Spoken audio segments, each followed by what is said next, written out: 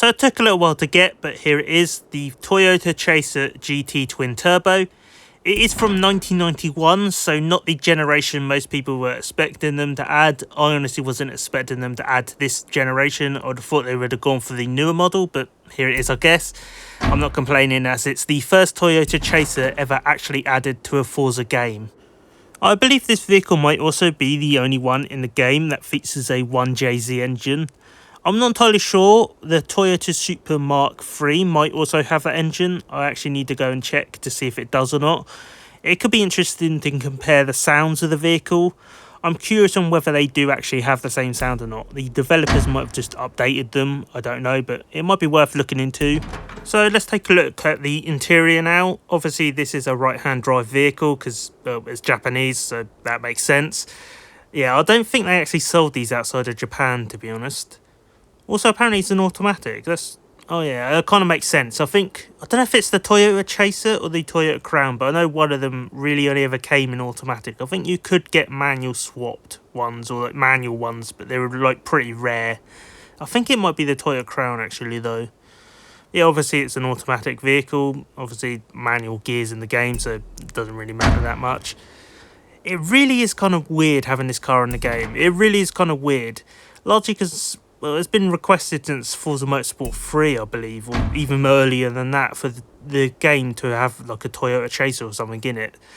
So it is really just kind of weird. And it's the wrong generation as well, so yeah, they've kind of messed up there. So now let's go and modify it. Obviously this vehicle, I do know it's got a widebody kit. I don't know what the actual widebody kit really is that much. I think it's a Forza one actually.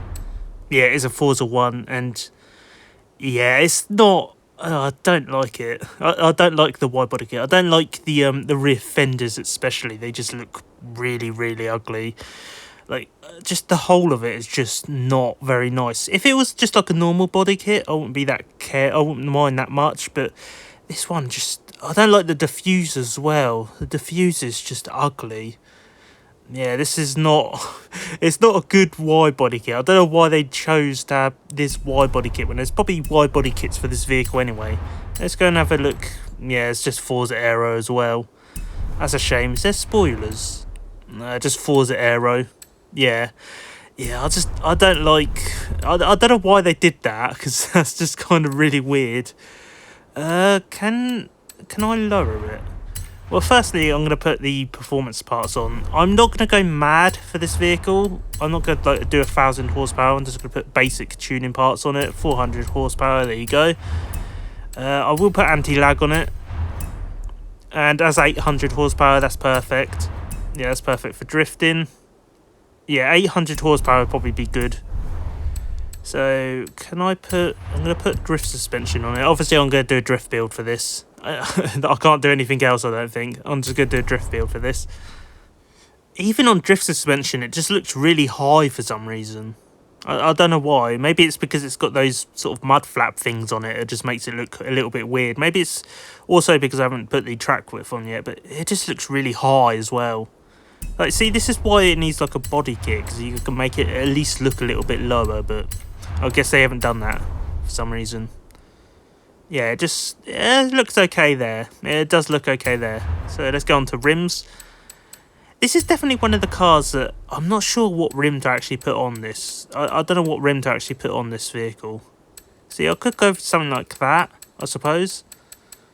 Or I could put on something like... something like this, maybe.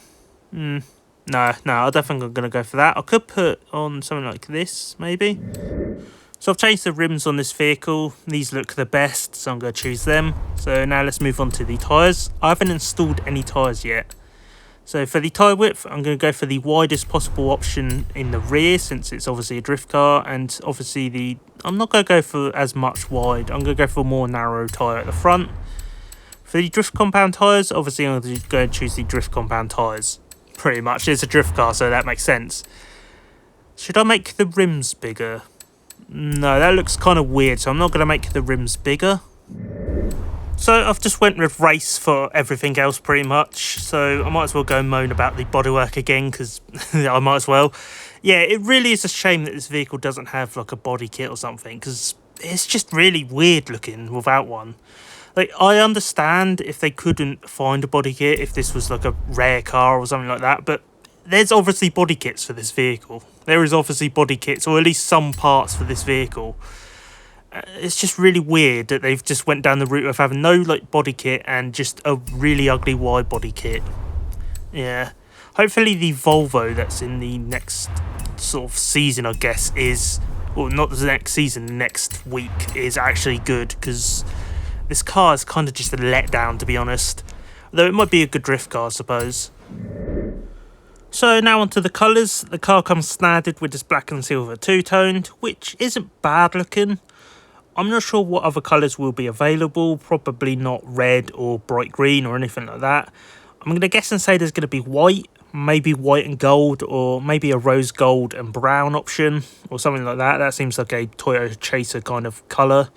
Maybe grey or grey and white, or something sort of along those lines.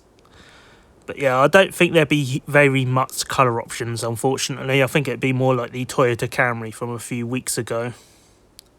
So yeah, it doesn't actually look that bad in this colour. Ah, okay. Yeah, it's just black and silver, white and silver, and sort of grey. I guess it's actually grey, not silver. Yeah, it's sort of white and grey. So I was kind of right, but there's no gold option. There's no rose gold option or anything like that, which is kind of a shame, really. Yeah, it really is kind of a shame. But I think I'm going to paint it grey, actually. I think I'm going to paint this grey. Or silver. I don't know if it's silver or grey. I think it's grey. For the rims, I'm going to paint the centrepiece just sort of light grey as well. Or, actually, no. I'm going to paint it dark grey, I think, or black. Should I paint it dark grey? Yeah, I'm going to choose that option. And now for the window tint. I don't know how to explain this, really, but for some reason, I feel like it's sort of, for 90s cars, this fits. And I don't know why. I normally associate sort of 90s cars with having this sort of weird brown window tint. I don't know why. Maybe it's from like smoking or something. Maybe it's not a window tint. But yeah, I normally associate cars with this sort of brown window tint. And I don't know if it's just me being insane or if it's an actual thing. But I swear I've seen cars with this sort of looking window tint, if that makes sense. I don't know if it's a thing or not. I don't know if it's just my brain telling me it's a thing or if it's an actual thing. But I'm going to do that anyway. Yeah, not a bad looking vehicle, to be honest. Not a bad looking vehicle. Obviously, you can also paint it in aftermarket colours. I would do this if it did have like a body kit or something, but it doesn't really have one, so I'm just going to keep it sort of stock colours, basically.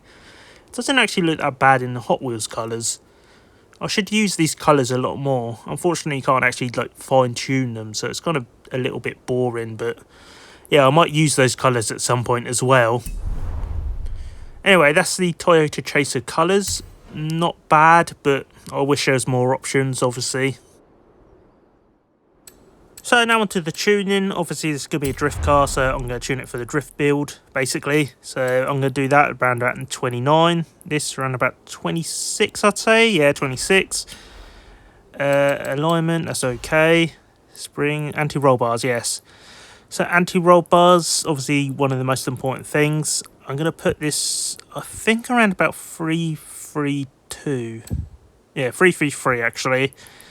This, obviously, I'm going to do it to, I think, about 370. Yeah, there you go. So that's all okay. And differential, I'm going to do it 95, I think, to 55 or 60. I'll do it to 55. Yeah, so that's the tuning done, basically. Hopefully it actually works. So after testing the car, I definitely need to change something around. I believe it's the tyre width at the front that might be causing it issues. Yeah, it's a little bit weird. It's okay. There definitely is a good base for a drift vehicle, but I just need to change it a little bit. And I suspect it's something to do with the tyre width at the front, because I don't normally run tyre width at the front like that. So I suspect that might be the issue. So I'm going to go and change it and see if that helps. Yeah, it's not a bad drift car. It just needs a little bit tweaking, basically. So I'm going to go and do the stock tyre width. Hopefully that will help. So I have managed to fix the vehicle, I believe. I don't know if it's any good or not. I suggest just going and using someone else's tune. There is obviously people who have probably done better tunes for the drifting in this game than me for this vehicle, so I suggest going and using one of them. But yeah, I don't know if this is any good or not. It seems okay. It does seem okay. Yeah, it does seem okay, judging from this. Yeah, it's okay, I think. I honestly don't know what to feel about this vehicle. It feels kind of just strange. It really does feel kind of strange, and I don't know why. It just feels kind of off, really. Maybe because it's a Toyota Chaser in a Forza game. I'm not sure if that's the reason or if it's something else weird about it. I just can't put my finger on why it feels weird. It just really feels weird and off. I don't know, maybe it's because it's a drift car as well.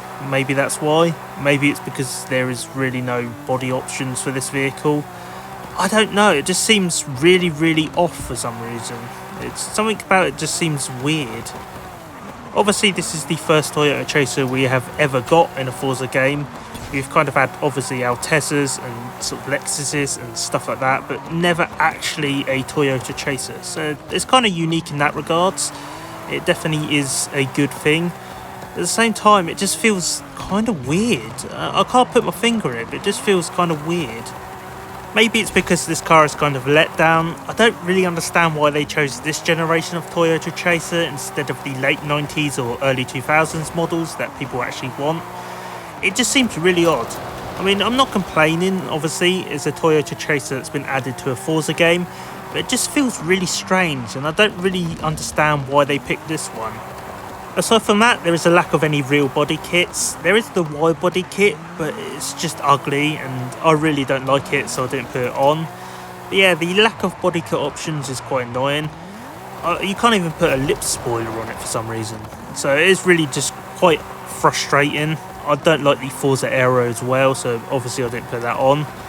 Maybe that's why it feels a little bit off, that it doesn't have body kit options, even though this car definitely does have body kit options in real life, probably quite a few. Maybe that's why. I don't understand why they just didn't include like at least some sort of body kit, at least just like a front lip or something. But no, it's just really weird. Maybe they couldn't get the license in or something, but again, it just seems really off that they didn't include like a body kit, basically.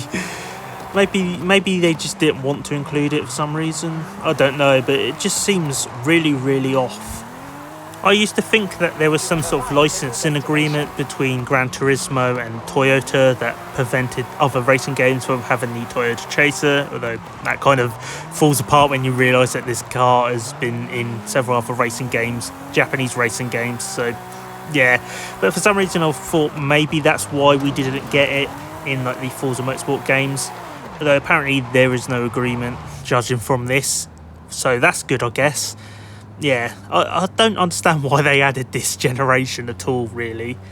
Maybe in the next update, which is called Back to the 90s update, maybe that will bring the Toyota Chaser from the late 90s into this. Although this car would also fit into that update, so maybe not. I don't know what cars they would actually fit in that update. Obviously 90s cars, but there's so many that I don't know what they would include. So it's going to be interesting to see what they actually include, and if we actually get these, like the late 90s Toyota Chaser in that update. Also, judging from the fact this is a JDM model, we might also get something like the Honda Civic EG, or the Honda Civics that people actually want, that were in Forza Motorsport 4. So maybe that's another thing. I can't think of any other vehicles that we might actually get, really. Like vehicles that have been requested that people actually want, that we might actually get. Obviously there is loads of 90s vehicles it could be, but I can't think of any.